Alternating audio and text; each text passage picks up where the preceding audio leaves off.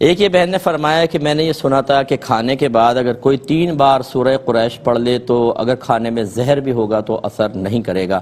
جب میں نے کسی خاتون کو بتایا تو انہوں نے کہا اس کے ترجمے میں تو ایسی کوئی بات نہیں لکھی ہوئی، تو کیا حکم شرع ہوگا؟ دیکھیں اس طرح کی روایت آپ نے سنی ہوں گی، یہ باقاعدہ کوئی حدیثوں کے اندر عمومی طور پہ چیزیں نہیں ہوتی ہیں، اور سنی سنائی بات کسی کے تجربے میں کوئی بات آئی، کوئی عامل صاحب نے بات بیان کر دی، تو ہر عامل اس طرح کے وظائف دینے کے سلسلے میں قابل اعتماد نہیں ہوتے۔ بعض خود ہی ایجاد کر کے چیزیں بیان کر رہے ہوتے ہیں۔ بہت سی شفاؤں کا تعلق کسی بھی وظیفے سے خود ہی جوڑ کر 10 دفعہ یہ پڑھ لیں شفا ہو جائے گی، پوچھیں کہاں لکھا ہوا ہے یہ معلوم نہیں،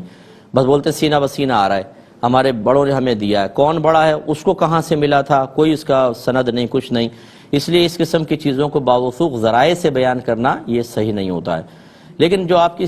سہیلی نے کہا یہ بھی ضروری نہیں ہے کہ اس آیت کے ترجمے میں کوئی ایسی چیز موجود ہوگی تبھی ہوگا۔ اگر میں سورہ اخلاص کو برکت کے لیے پڑھوں تو بتائیں برکت حاصل ہوگی کہ نہیں ہوگی، حالانکہ ترجمے میں کہیں برکت کا ذکر نہیں ہے کہ اس کو پڑھو گے تو برکت ملے گی، تو ان کا خیال بھی یہ غلط ہے، ٹھیک ہے نا۔ تو یہ لیلافی قریش جو ہے یہ کھانے سے پہلے پڑھنی ہوتی ہے، جو میں بھی آپ کو یہ عرض کر دیتا ہوں کہ اگر، اور یہ ہوتی ہے اس کے لیے اگر کھانے پہ سفلی وغیرہ کروایا ہو، بعض اوقات کھانے کے ذریعے اس پہ جادو ٹونا کر کے گندی چیز پڑھ کے ملا دیتے ہیں اور وہ کھلا دیتے ہیں، جس سے وہ کھانا جب پیٹ میں جاتا ہے تو رگوں کے اندر وہ چیز سرایت کر جاتی ہے اور عمومی طور پہ بیماری کی شکل میں ظاہر ہوتی ہے، اور اس کا علاج بہت مشکل ہوتا ہے کیونکہ سفلی پھر رگوں کے اندر پھیل جاتا ہے، اس کے اثرات پھیل جاتے ہیں۔ اس اثر کو زائل کرنے کے لیے ایک مرتبہ سورہ قریش اگر کھانے سے پہلے پڑھی جائے تو یہ مطلب کہا گیا ہے، لیکن وہی میں اگر آپ کو بیان بھی کر رہا ہوں تو میں باوثوق یہ نہیں کہوں گا کہ یہ حدیث میں آیا، فلاں میں آیا، ٹھیک ہے، کسی کے تجربے میں آیا ٹھیک ہے، کوئی کرے ٹھیک، نہیں کرے تو نہ کرے، لیکن بعد کی روایت تو یہ اس طرح کا کوئی